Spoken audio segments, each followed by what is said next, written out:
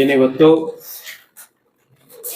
KPRS Karnataka ಪ್ರಾಂತೀಯ ರೈತ ಸಂಘ ವತಿಯಿಂದ ರಾಜ್ಯ ಮಟ್ಟದ ಸಮಾವೇಶವನ್ನು ಕೋಲಾರ ಜಿಲ್ಲೆಯಲ್ಲಿ ಕೋಲಾರ ಕೇಂದ್ರ ಸ್ಥಾನದಲ್ಲಿ ಆಯೋಜನೆ ಮಾಡಿದ್ದೀವಿ. 8, 9, 10, 11 3 ದಿನದ ಕಾಲ ನಡೆಯುತ್ತೆ. ಅದು ಬಂದು ನಮ್ಮ ಸುದರ್ಶನ್ ಅವರು ಮಾಜಿ ಸಭಾಪತಿಗಳು ಅವರ ಅಧ್ಯಕ್ಷತೆ, ಹಾಗೆ ನಮ್ಮ KPRSನ ರಾಜ್ಯಾಧ್ಯಕ್ಷರಾದಂಥ ಯು ಬಸವರಾಜ್, ಇತರೆ ತಾಲೂಕಿನ ನಮ್ಮ ಕೋಲಾರ ಜಿಲ್ಲೆಯ ಎಲ್ಲ ತಾಲೂಕು ಘಟಕದ ಅಧ್ಯಕ್ಷರು ಹಾಗೂ ನಮ್ಮ ಅಧ್ಯಕ್ಷರು ವೆಂಕಟೇಶ್ ಅವರು, ಲಾಯರ್ ವೆಂಕಟೇಶ್ ಅವರು, ಈಗಾಗಲೇ ರೈತರ ಏನು ಒಂದು ಮೂಲವಾಗಿ ಒಂದು ಸಬ್ಜೆಕ್ಟ್ನ ಬೇಡಿಕೆಗಳನ್ನ ಇಟ್ಕೊಂಡಿದ್ದೀವಿ. ಅದರಲ್ಲಿ ಮೂಲ ರೈತ ವಿರೋಧಿ ಮತ್ತು ವಾಣಿಜ್ಯ ಒಪ್ಪಂದಗಳನ್ನು ವಿರೋಧಿಸಿ ಶಾಶ್ವತ ನೀರಾವರಿಗಾಗಿ ಬೆಂಬಲ ಬೆಲೆ ಸಂಸ್ಕಾರ ಉದ್ದಿಮೆ ಸಾಲ ಮನ್ನಾ ಆಗ್ರಹಿಸಿ ವಿದ್ಯುತ್ ಖಾಸಗೀಕರಣ ಇದು ತುಂಬ ಇಂಪಾರ್ಟೆಂಟ್ ರೈತರಿಗೆ.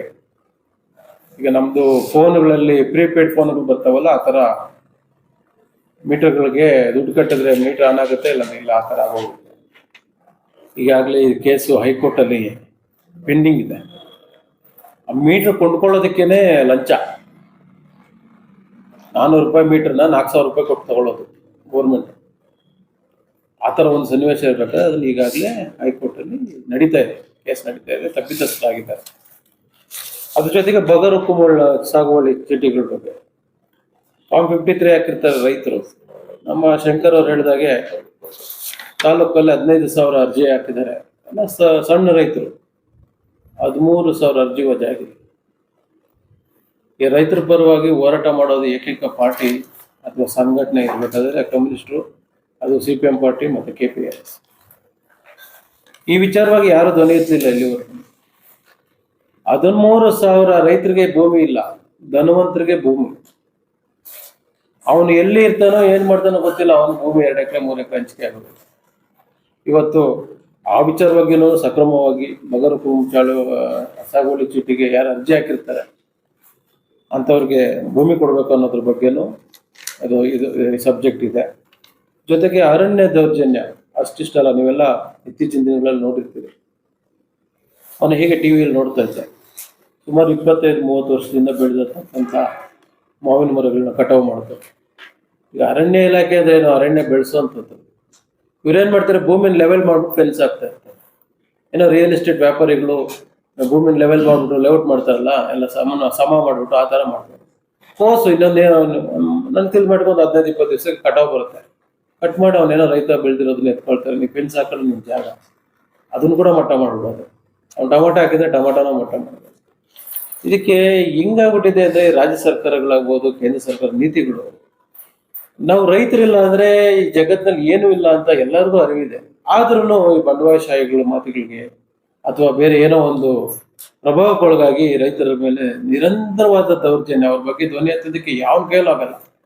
ಮೇಡಮ್ ಅವ್ರು ಹೇಳ್ತಾ ಇದ್ರು, ಅವನು ಅಧಿಕಾರಕ್ಕೆ ಬರೋವರೆಗೂ ಶಾಶ್ವತ ನೀರಾವರಿ 3 ಟೈಮ್ ಸಂಸ್ಕರಣೆ, ಅದಾದ್ಮೇಲೆ ಅದ್ರ ಬಗ್ಗೆ ಯೋಚನೆ ಮಾಡಲ್ಲ. ಇನ್ನೇನು ಎಲೆಕ್ಷನ್ ಇನ್ನೊಂದು 3 ತಿಂಗಳಿದ್ದಂಗೆ, ವರ್ಷ ಇದ್ದಂಗೆ ಸ್ಟಾರ್ಟ್ ಮಾಡಿದೆ, ಶಾಶ್ವತ ನೀರಾವರಿ ಬಗ್ಗೆ ಹೋರಾಟ ಮಾಡ್ತಾರೆ. ಕೃಷ್ಣ ನೀರು ಬೇಕು ಅಂತಾರೆ, ಕಾವೇರಿ ನೀರು ಬೇಕು ಅಂತಾರೆ, ಬಿಟ್ರೆ ಇನ್ನ ತುಂಗಭದ್ರಾ ನೀರು ತರಿಸ್ಬಿಡ್ತಾರೆ. ಪರಿಸ್ಥಿತಿಗಳಂಗಿದೆ. ಜನರು ಜಾಗೃತಗೊಳ್ಬೇಕು. ಇವತ್ತು ತಾಲೂಕಿನಲ್ಲಿ KPRSನ 50 ಘಟಕಗಳಿಂದ ಸುಮಾರು 2,500 ಜನ ಆ ಸಮ್ಮೇಳನಕ್ಕೆ ಬರ್ತಾ ಇದ್ದಾರೆ 9ನೇ ತಾರೀಕು. ಅದೇ ರೀತಿ ಎಲ್ಲ ತಾಲೂಕುಗಳಿಂದ 6 ತಾಲೂಕುಗಳಿಂದ ಸುಮಾರು 15,000 ಜನ ಸೇರುವಂಥ ದೊಡ್ಡ ಮಟ್ಟದ ಕಾರ್ಯಕ್ರಮ. ಅದು ರಾಜ್ಯದಲ್ಲಿ ಕೋಲಾರಲ್ಲೇ ಯಾಕೆ ಮಾಡಬೇಕಂದ್ರೆ ಇದು ಕೃಷಿ ಆಧಾರಿತ ಜಿಲ್ಲೆ. ರೇಷ್ಮೆ ಇರ್ಬೋದು, ಟೊಮಾಟೊ ಇರ್ಬೋದು, ಹೈನುಗಾರಿಕೆ ಇರ್ಬೋದು. ಮೇಡಮ್ ಅವ್ರು ಹೇಳ್ತಾ ಇದ್ರು, ಇಲ್ಲಿ ಯಥೇಚ್ಛವಾಗಿ ಟೊಮೊಟೊ ಬೆಳಿತೀವಿ. ಒಂದು ಕೆಚಪ್ ಮಾಡುವಂಥದ್ದು, ಟೊಮೊಟೊ ಸಂಸ್ಕರಣೆ ಮಾಡುವಂಥದ್ದು ಒಂದು ಕಾರ್ಖಾನೆ ಇಲ್ಲ. ಅದೇ ರೀತಿ ಒಂದು ಮಾವಿಂದ ಜ್ಯೂಸ್ ಫ್ಯಾಕ್ಟ್ರಿ ಆಗ್ಬೋದು, ಇನ್ನೊಂದು ಏನಿಲ್ಲ. ಯಾರೋ ತಗೊಂಡ್ಬರ್ತಾರೆ, ಯಾವುದೋ ಒಂದು ಇಂಡಸ್ಟ್ರಿ ಹಾಕ್ತಾರೆ. ನಮ್ಮ ಮನೇಲಿ ಇರ್ತಕ್ಕಂಥ ರೈತ ಮಕ್ಕಳಲ್ಲಿ ಹೋಗ್ಬಿಟ್ಟು ವಾಚ್ಮೆನ್ ಕೆಲಸನ, ಆಮೇಲೆ ಅಲ್ಲಿ ಇರ್ತಕ್ಕಂಥ ವಾಶ್ರೂಮ್ಗಳನ್ನ ವಾಶ್ ಮಾಡೋಂಥ ಕೆಲಸನ, ಇಂಥ ಸಂದರ್ಭದಲ್ಲಿ ನಾವು ಏನ್ ಮಾಡಬೇಕು, ಇಲ್ಲಿ ಕೃಷಿ ಆಧಾರಿತ ಕೈಗಾರಿಕೆಗಳೇ ಬರಲಿಕ್ಕೆ ನಾವೆಲ್ಲ ಒತ್ತಾಯ ಮಾಡಬೇಕು. ಆ ನಿಟ್ಟಿನಲ್ಲಿ ನಾಳಿದ್ದು ಏನು ಬಜೆಟ್ ನಡೀತಾ ಇದೆ, ಈ ಒಂದು ಮೀಡಿಯಾ ಮುಖಾಂತರ, ಈ ಒಂದು ಪತ್ರಿಕಾಗೋಷ್ಠಿ ಮುಖಾಂತರ ಮಾನ್ಯ ಮುಖ್ಯಮಂತ್ರಿಗಳಿಗೂ ಮನವಿ ಮಾಡ್ತೇವೆ. ಕೋಲಾರ ಜಿಲ್ಲೆಗೆ ಒಂದಷ್ಟು ಕೃಷಿ ಆಧಾರಿತ ಕೈಗಾರಿಕೆಗಳನ್ನ ನೀಡುವ ಬಗ್ಗೆ ಆಲೋಚನೆ ಮಾಡಬೇಕು, ನಮ್ಮ ಬೇಡಿಕೆ ಇದೆ. ಜೊತೆಯಲ್ಲಿ ಪರ್ಯಾಯ ನೀತಿ, ಕೃಷಿ ನೀತಿಗಳನ್ನ ಒತ್ತಾಯ ಮಾಡಲಿಕ್ಕೆ ಇದೊಂದು ಸಮ್ಮೇಳನ ನಡೀತಾ ಇದೆ. ನೀವೆಲ್ಲರೂ ಈ ಸಮ್ಮೇಳನಕ್ಕೆ ಬೆಂಬಲವಾಗಿ ಒಂದಷ್ಟು ಪ್ರಭಾವಿತರಾಗಿ ರೈತರಿಗೆ ತಿಳುವಳಿಕೆ ನೀಡೋ ಥರ ಒಂದು ದೊಡ್ಡ ಮಟ್ಟದ ಕಾರ್ಯಕ್ರಮ ನಡೀತಿದೆ. ತಾಲೂಕಿನ ಅತಿ ಹೆಚ್ಚು ಜನಗಳು ರೈತಾಪಿ ವರ್ಗ ಹಾಗೂ ಸಾರ್ವಜನಿಕರು ಈ ಕಾರ್ಯಕ್ರಮಕ್ಕೆ ಬರ್ಬೇಕಂತ ಎಲ್ಲರೂ ನಿಮ್ಮ ಮೂಲಕ ಮನವಿ ಮಾಡ್ಕೊಳ್ತೇನೆ. ಧನ್ಯವಾದಗಳು.